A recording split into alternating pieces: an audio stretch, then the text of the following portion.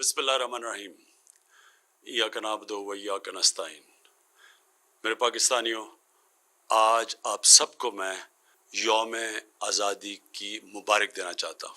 पाकिस्तान मैं हमेशा कहता हूँ, एक अजीम ख्वाब का नाम था, और वो ख्वाब थी हमारे फाउंडिंग फादर्स कायद आज़म मोहम्मद अली जिन्नाह और इल्लामा इकबाल की। और वो ख्वाब ये थी कि हमने पाकिस्तान को एक इस्लामी फलाई रियासत बनाना था, और दूसरी तरफ उस रियासत के अंदर कानून की बालादस्ती कायम करनी थी, जिधर सब इंसानों के हकूक़ होने थे, चाहे उनका कोई रंग हो या जो भी उनका मज़हब हो, लेकिन सब इंसान बराबर और हकूक़ उनके रियासत ने गारंटी करने थे। तो ये एक बहुत बड़ी ख्वाब है, और इस सफ़र के ऊपर हम निकले हुए हैं, और मुझे कोई शक नहीं कि इंशाअल्लाह इस मंजिल तक हम पहुंच जाएंगे। लेकिन इसमें हम सब मिलके एक जद्दोजहद करेंगे तो पहुंचेंगे। जब हुकूमत मिली तो बड़े मुश्किल हालात थे। हमारे पास फॉरेन एक्सचेंज नहीं था, हमारे रिजर्व्स गिर चुके थे, हम बाहर के पैसे नहीं दे सकते थे, जो कर्ज़ों की किस्तें देनी थी, जो हमारी लाइबिलिटीज़ थी। हमारे पास फॉरेन एक्सचेंज नहीं था, शुरू में हम डिफ़ॉल्ट भी कर रहे थे। बड़ा मुश्किल वक्त था, क्योंकि अगर मुल्क अपने जो इन्होंने कर्ज़े देने या जो लाइबिलिटीज़ हैं उस पर डिफ़ॉल्ट कर जाए, तो उसके बड़े बुरे असरात एक मुल्क के ऊपर आते हैं। सबसे बुरा असर पड़ता है कि जो आपके पास मुल्क में डॉलर आना होते हैं वो और कम हो जाते हैं। जब वो कम होते हैं तो डॉलर की कीमत ऊपर चली जाती है और रुपया नीचे गिर जाता है। और जब रुपया नीचे गिरता है तो याद रखें, सारी चीज़ें जो बाहर से हम इंपोर्ट करते हैं, ख़रीदते हैं, वो महंगी हो जाती है और मुल्क में महंगाई आ जाती है।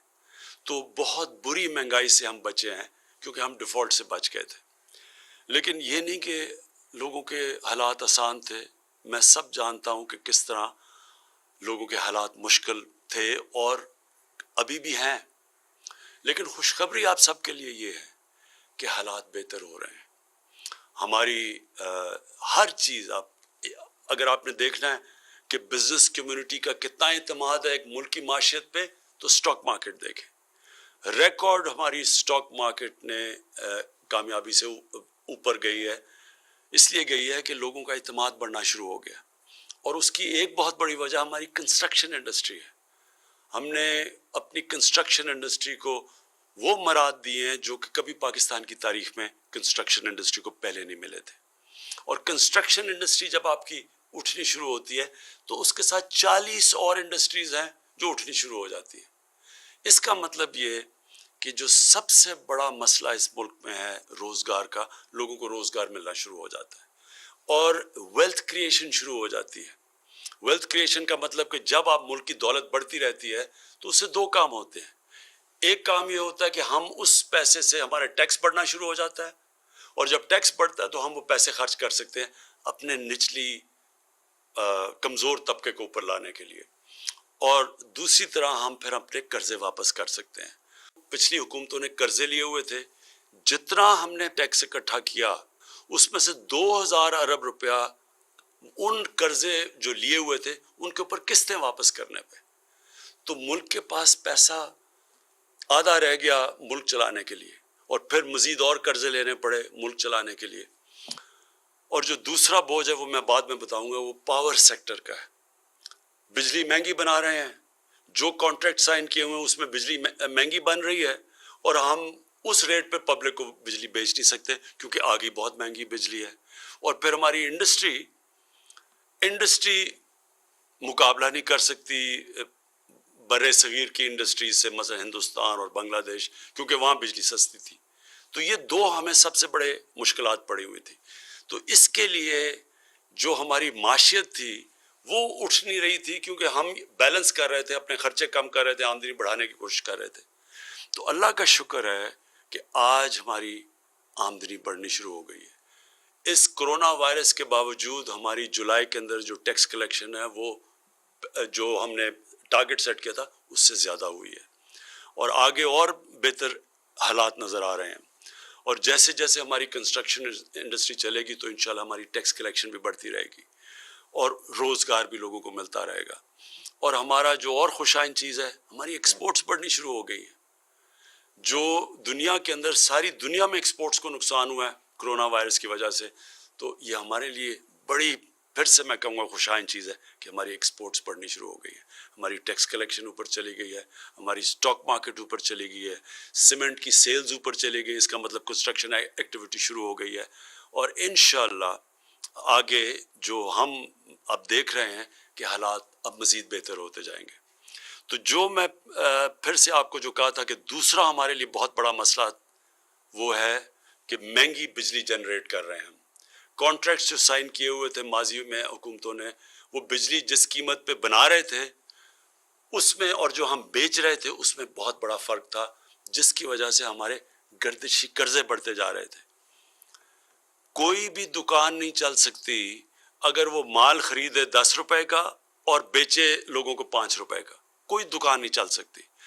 بجلی مہنگی خرید رہے ہیں اور جو بیچ رہے ہیں وہ ہم کم، کیونکہ آگے بجلی بہت مہنگی تھی. تو لہٰذا مذاکرات چل رہے تھے گورنمنٹ کے اور انڈیپینڈنٹ پاور پروڈیوسرز کے. اس کی ڈیٹیلز تو ہماری ٹیمز آپ کو بتاتی رہیں گی، لیکن اس کا اب آپ کے عوام کے اوپر کیا فرق پڑے گا؟ اس سے جو بجلی کی جنریشن کی قیمت ہے وہ کم ہونی شروع ہو جائے گی. اور جب وہ بجلی کی جنریشن کی قیمت کم ہوگی، یہ فائدہ ہماری انڈسٹری کو بھی ہوگا اور انشاءاللہ آنے والے دنوں میں عوام کو بھی ہوگا. دوسرا، اس کے دو پہلو ہیں. ایک تو ہم بجلی مہنگی بنا رہے ہیں اور بیچ کم رہے ہیں، تو وہ انشاءاللہ اس جنریشن کی قیمت کم ہوگی. دوسرا، آنے والے دنوں میں جو ہم بڑی دیر سے تیاری کر رہے ہیں اپنی ڈسٹریبیوشن نیٹ ورک کو ٹھیک کرنا. جو بجلی ہم جو ڈسٹریبیوشن جو لائنوں میں جاتی ہے اس میں سے بہت لائن لاسز ہیں اور چوری ہے اور لائن لاسز ہیں. اس کو کم کرنے کے لیے آنے والے دنوں میں آپ کے سامنے آپ پورے وہ ریفارم پیکج لے کے آئیں گے کہ کیسے ہم یہ ڈسٹریبیوشن بجلی کا اس میں لائن لاسز کیسے کم کر سکتے ہیں، چوری کیسے کم کر سکتے ہیں. یہ پورا پیکج آپ کے سامنے لے کے آئیں گے. پھر سے اس کا نیٹ نتیجہ انشاءاللہ بجلی کی قیمت کم ہوگی. یہ سب سے بڑا بوجھ ہمارے اوپر قرضوں کے ملک کے قرضوں کے اوپر کا ایک بوجھ، اور دوسرا بوجھ یہ پڑا ہوا یہ جو مہنگی بجلی بنا رہے ہیں اور پھر ہم جو ڈسٹریبیوٹ کرتے ہیں اس میں نقصان بہت ہو رہا ہے. اس سے جو پاکستان، جو میں پاکستان دیکھ رہا ہوں کہ ایک انڈسٹریل پاکستان، جو انڈسٹریل پاکستانی روزگار دے سکے گا لوگوں کو، انشاءاللہ اس ڈائریکشن کے اوپر ہم نکل جائیں گے. آخر میں پاکستان کی طرف سے مقبوضہ کشمیر میں جو ہمارے بھائی اور بہنیں ہیں، جو ہمارے بچے ہیں، ہم سب کو آج پاکستان کی طرف سے میں ان سب کو آج پیغام دینا چاہتا ہوں کہ سارا ملک آپ کے سامنے کھڑا ہے. سارے ملک کو احساس ہے کہ کس قسم کے ظلم کا آپ سامنا کر رہے ہیں، کس قسم کی مشکلات آپ کے اوپر ڈلی ہوئی ہیں. ہم پوری جدوجہد کرتے رہیں گے، پولیٹیکل، مورل، ڈپلومیٹک، پوری آپ کے ساتھ آپ کے لیے جدوجہد بھی کریں گے، آپ کے ساتھ بھی کھڑے ہیں. اور اللہ سے بھی دعا کریں گے کہ اللہ آپ کو آزاد کرے، اللہ آپ کو وہ حق دے جو آپ کو 70 سال پہلے یونائٹڈ نیشنز کی سیکیورٹی کاؤنسل نے آپ سے وعدہ کیا گیا تھا، UN کی ریزولوشنز میں جو آپ کو حق ملنا چاہیے تھا کہ آپ نے اپنے مستقبل کا فیصلہ کرنا تھا. ہم جدوجہد بھی کریں گے، ہم آپ کے لیے دعا بھی کریں گے. پاکستان پائندہ باد.